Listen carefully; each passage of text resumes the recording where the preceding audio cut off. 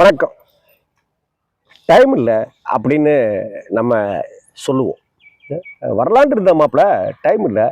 என்ன ஊருக்கே வரல, சொந்த ஊருக்கு நாங்கள் வரலான்ட்டு இருந்தேன், டைம் இல்லை அப்படின்னு சொல்லுவோம். ஆனால் எவ்வளவு பெரிய விஷயமா இருந்தாலும் எல்லாத்தையும் தூக்கி ஒதுக்கி வச்சுக்கிட்டு நாம் போகிற ஒரு விஷயம் காதல் அப்படிங்கிறதா தான் இருக்கும். காதலி கடைக்கண் பார்த்து விட்டால் மாமலையும் கடுகாமா அப்படின்ற மாதிரி காதல் வந்துருச்சுனாக்க டைம் பத்தவே பத்தாது. கரெக்டாக அவங்க எத்தனை மணிக்கு வர சொல்கிறாங்களோ அதுக்கு முன்னாடியே போய் நிற்கிற தான் நம்ம பயலுகள்லாம். அதனால் காதலிக்க நேரம் உண்டு தான். ஆனால் காதலிக்க நேரம் இல்லை அப்படின்னு தலைப்பு வச்சது தான் டைரக்டர் ஸ்ரீதர் சாருடைய சுவாரஸ்ய குறும்பு. ஏன்னா காதலிக்கவே நேரம் இருக்காது அந்த படத்தை பொறுத்த வரைக்கும். அவங்க அப்பாக்களை சமாளிக்கிறதே பெரும்பாடாக இருக்கும், அதுலேருந்து தப்பிக்கிறதே பெரும்பாடாக இருக்கும்போது காதலாவது கத்திரிக்காயாவது அப்படிங்கிற மாதிரி தான் இருக்கும். 1964 வருஷத்தில் பிப்ரவரி மாதத்தில் வந்த படம் இந்த டிசம்பரில் இப்போ என்ன ஆகுதுனாக்கா 60 ஆண்டுகளை பூர்த்தி செய்து முடிஞ்சிருச்சு. 61வது ஆண்டை நோக்கி வந்துட்டு இருக்கு. 60 ஆண்டுகள் ஆகியும் கூட காதலிக்க நேரமில்லை திரைப்படத்தை இன்னைக்கு போட்டாலும் இன்னைக்கு இருக்கிற தலைமுறையினர் 2K கிட்ஸு சந்தோஷமா ஜாலியா உட்காந்து பார்ப்பாங்க. அதே போல கலர் படம்னா எப்படி இருக்கணும் அந்த காலத்துல, இன்னைக்கு என்னென்னமோலாம் வந்துருச்சு, ஆனா அந்த காலத்துல கலர் படம்னா எப்படி இருக்கணும் அப்படின்னா அது ஊட்டி வரை உறவு மாதிரி இருக்கணும். கலர் படம்னா எப்படி இருக்கணும், அது வெண்ணிராடை படம் மாதிரி இருக்கணும். கலர் படம்னா எப்படி இருக்கணும், அது குடியிருந்த கோயில் மாதிரி இருக்கணும். கலர் படம்னா எப்படி இருக்கணும், அது காதலிக்க நேரமில்லை மாதிரி இருக்கும். கலர் அவ்வளவு பிரமாதமாக இருக்கும். அந்த படத்துக்கான காஸ்டியூமு, அந்த படத்துக்கு உண்டான ஆழியார் இடம், மெரினா பீச்சில் படமாக்கப்படுறது. டைரக்டர் ஸ்ரீதர் சாருக்கு எப்போதுமே மெரினா பீச்சில் ஒரு காட்சியாவது வச்சிருவார். ஏன்னா மெரினா பீச்சை அவர் அவ்வளவு காதலித்தவர் அவர். அதே போல் மெரினா ஸ்ரீதர் சார் அவர்களும் அவருடைய இனிய நண்பர் சித்ராலயா கோபு ஐயா அவர்களும் சேர்ந்து இந்த கதையை உருவாக்குறாங்க. ஒவ்வொரு படத்தையும் அப்படிதான் உருவாக்குவாங்க. அப்போ நிறைய நாள் மெரினாவில் தான் உட்காந்து பேசிகிட்டு இருப்பாங்க. அப்படி மெரினா பீச்சில் உட்காந்து பேசிகிட்டு இருக்கும்போது நம்ம தொடர்ந்து அழுகாட்சி படங்களாக எடுத்துகிட்ருக்கோம். கல்யாண பரிசு, சுமைதாங்கி, அது இதுன்னு இப்படியே தான் எடுத்துகிட்ருக்குறோம். நம்ம கொஞ்சம் கலகலன்னு ஒரு காமெடி படம் எடுத்தா என்னன்னு. காமெடி படமா சீப்படா, காமெடி படம்லாம் எப்படா எடுக்க முடியும், நம்ம அதெல்லாம் வேணாடா, நமக்குன்னு ஒரு இது வந்துட்டாங்க ரசிகர்கள், காமெடி படம் எடுப்போண்டா அப்படி இப்படின்னு 2 பேருமே பேசிக்கிட்டதனுடைய விளைவு தான் காதலிக்க நேரமில்லை திரைப்படம். இந்த காதலிக்க நேரமில்லை திரைப்படத்தை பற்றி ஒவ்வொரு சப்ஜெக்டா வச்சுக்கிட்டு பேசுவதற்கு அவ்வளோ விஷயம் இருக்கு.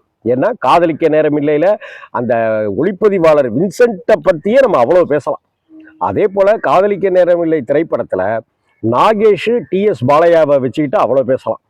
காதலிக்க நேரம் இல்லையில முத்துராமன் கேரக்டரை வச்சுக்கிட்டோம், ரவிச்சந்திரன் கேரக்டரை வச்சுக்கிட்டோம், ராஜஸ்ரீனுடைய பேரழகை வச்சுக்கிட்டோம், காஞ்சனாவனுடைய அந்த இளவை துள்ளரை வச்சுக்கிட்டோம், VS ராகவனுடைய நடிப்பை வச்சுக்கிட்டோம், சச்சுவுடைய கதாபாத்திரத்தை வச்சுக்கிட்டோம்னு நாம் பேசுவதற்கு இந்த திரைப்படத்துக்கு பின்னாடியும் அவ்வளவு விஷயங்கள் இருக்கு.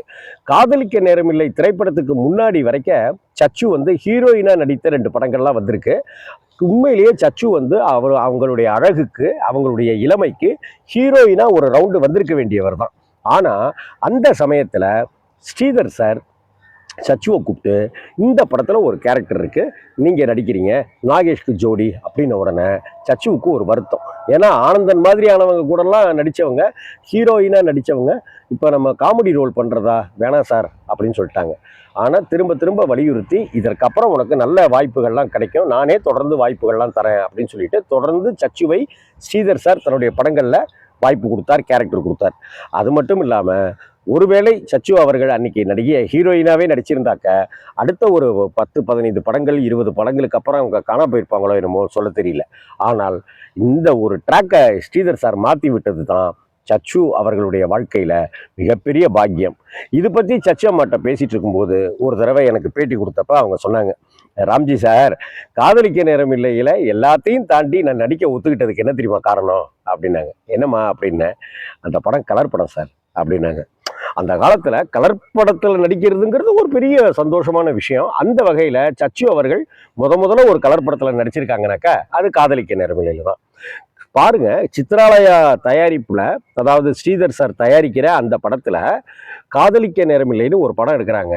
அந்த படத்துக்கு கலர் படமா எடுக்கிறாங்க. அப்போல்லாம் கூடுதல் ஃபிலிம் செலவு அந்த கலர் படத்துக்கு. அது மட்டும் இல்லாம அந்த படத்துக்கு ஜெமினி கணேசனையோ சிவாஜியையோ யாரும் கூப்பிடாம அன்னைக்கு கொஞ்சம் கொஞ்சமா நடிச்சு முன்னேறிட்டு இருக்கிற முத்துராமனை வைக்கிறாங்க, நாகேஷை வச்சுக்கிறாங்க. அதே போல் நாகேஷும் அந்த காலகட்டத்தில் பெருசா வளரல, சின்ன சின்னதாக தான் வளர்ந்துட்டு இருக்காங்க. ஆனால் நாகேஷை கூட்டு பயன்படுத்துகிறாங்க. பாலையா சாரை ஆல்ரெடி புக் பண்ணுறாங்க.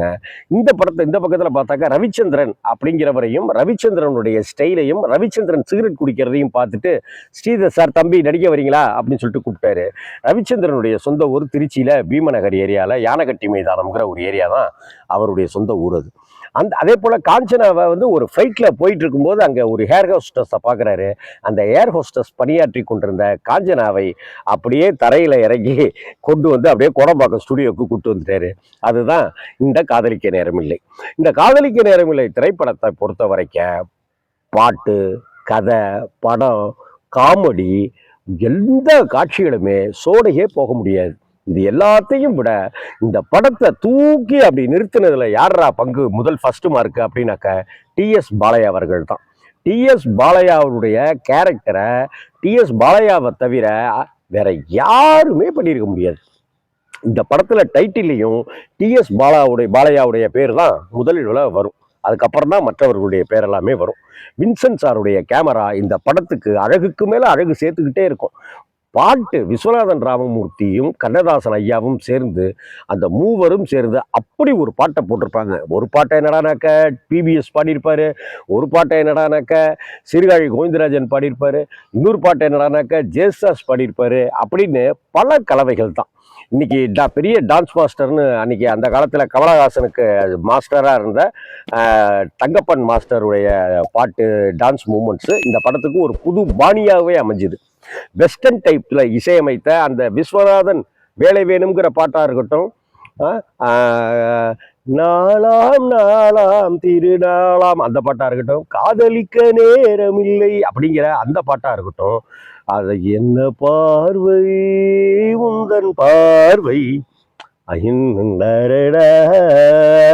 அந்த பாட்டு, அந்த மாடி மேல மாடி கட்டி விஸ்வநாதன் வேலை வேண்டும் அப்படிங்கிற மாதிரியான பாடல்கள், அனுபவம் புதுமை அவரிடம் கண்டே, இந்த பாட்டுல பண்ணியிருக்கிற வித்தைகள் இருக்கு பாருங்க. கேமராவுடைய நுணுக்கங்கள் அவ்வளவு பிரமாதமா இருக்கும்.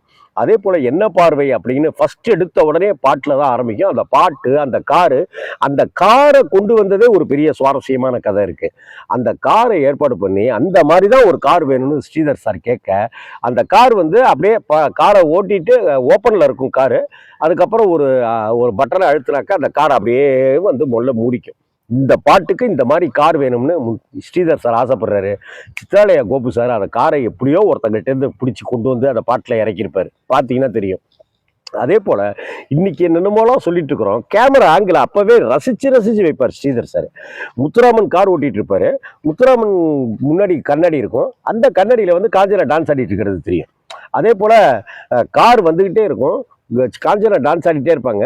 காஞ்சனாக்கு முன்னாடி, அதாவது கேமரா இங்கே இருக்கும், காஞ்சனா டான்ஸ் ஆடிட்டே வருவாங்க, கார் முன்னாடி வந்துக்கிட்டே இருக்கும். இதை விட சைடு மிரர்ல அங்கே இங்கே காருடைய வீலு அப்படி இப்படி பல நுட்பங்கள் கொண்டு காதலிக்க நேரமில்லை திரைப்படத்தையும் நாகேஷ் காமெடியையும் நம்மளால மறக்கவே முடியாது. பாலையாவுடைய பாடி லாங்குவேஜும் அவருடைய டயலாக் டெலிவரியும் நம்மளால மறக்கவே முடியாது. காஞ்சனாவும் ராஜஸ்ரீயும் கொள்ளை அழகில் இருப்பாங்க. ஆபாசம் இல்லாத அழகுன்னு சொல்லுவோம்ல, அப்படியான இருப்பாங்க.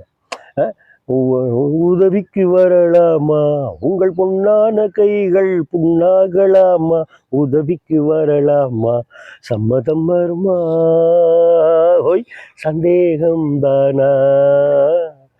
எல்லா பாட்டுங்க, ஒரு படத்துல எத்தனை பாட்டோ அத்தனை பாட்டும் ஹிட்டு. காதலிக்க நேரமில்லை. காதலிக்க நேரமில்லைங்கிறது ஒரு வெற்றி படம், சிறந்த படம், அட்டகாசமான கதை, அட்டகாசமான கேரக்டரைசேஷன், அட்டகாசமான காமெடி அப்படின்னெல்லாம் மட்டுமே அதை சொல்லிட முடியாது. இதை தாண்டி காதலிக்க நேரமில்லை வந்து ஒரு ட்ரெண்ட் செட்டர் அப்படின்னு தான் சொல்லணும். காதலிக்க நேரமில்லை திரைப்படத்துக்கு பிறகு இதே பேட்டர்ன்ல நிறைய காமெடி படங்கள் வந்தது.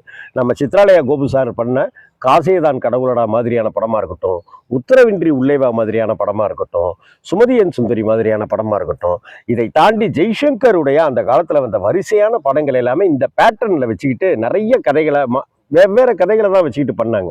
இந்த வகையில காதலிக்க நேரமில்லை திரைப்படத்தையும் நம்ம ஸ்ரீதர் சாரையும் சித்ராலயா கோபு ஐயாவையும் நம்மளால என்னைக்குமே மறக்கவே முடியாது. மெல்லிசை மன்னர்களுடைய இசையில கண்ணதாசன் ஐயாவுடைய வரிகள்ல அத்தனை பாடும் தேன் தாங்க. அத்தனை பாடல்களும் நமக்கு காதுல செவியில தேன் வந்து பாயுது காதினிலேங்கிற மாதிரி தான் அது. அப்படிப்பட்ட பாடல்கள். பாலையா ஐயோயோ, இந்த காதலிக்க நேரமில்லை திரைப்படத்தை ரீமேக் பண்றதுக்காக ஸ்ரீதர் சார்ட்ட கேட்கும்போது படத்துல யார் நடிக்கிறாங்க அப்படின்னு சொல்லி கேட்டோன்னே, இவங்க நடிக்கிறாங்க சார், அவங்க நடிக்கிறாங்க சார்லாம் அந்த டைரக்டர் வந்து சொல்லியிருக்காரு. ரைட்டுங்க, ஹீரோ யாருங்க அப்படின்னு இருக்காங்க. அதான் சார் ஹீரோவா இவங்களை போடுறோம், ஹீரோவா இவங்களை போடுறோம். படத்துல ஹீரோ யாருங்க, யாரை போடுறீங்க அப்படின்னு கேட்டிருக்காரு திரும்ப திரும்ப. இவங்களுக்கு அந்த வந்த டைரக்டருக்கு குழப்பம். இந்த நாகேஷ் கேரக்டருக்கு தான் இவருன்னு சொல்லிட்டோமே, முத்துராமன் கேரக்டருக்கு தான் இவருன்னு சொல்லிட்டோமே, ரவிச்சந்திரன் கேரக்டருக்கு தாங்க இவங்கன்னு சொல்லிட்டோமே அப்படின்னு அவங்களுக்கு குழப்பம். நீங்கள் சொல்லுங்கள் சார். இல்லைங்க, படத்தில் ஹீரோ கேரக்டரை பண்ணுறதுக்கு இன்றைக்கி ஆளே கிடையாதுங்க அப்படின்னு ஸ்ரீதர் சார் சொல்லியிருக்காரு. நீங்களே சஜஸ்ட் பண்ணுங்கள் சார். நாங்கள் ஆளே கிடையாதுன்ற சஜஸ்ட் பண்ண சொல்கிறீங்க. காதலிக்க நேரமில்லை படத்தில் உண்மையான ஹீரோ டிஎஸ் பாலையா தாங்க. பாலையா மாதிரி ஒருத்தன் இங்கே நடிக்கிறதுக்கு இப்போ ஆளே கிடையாதுங்க அப்படின்னு சொன்ன காதலிக்க நேரமில்லை திரைப்படம் வெளியாகி 60 ஆண்டுகள் ஆயிடுச்சு. அந்த மொத்த டீமுக்கும் நம்மளுடைய வணக்கங்கள்.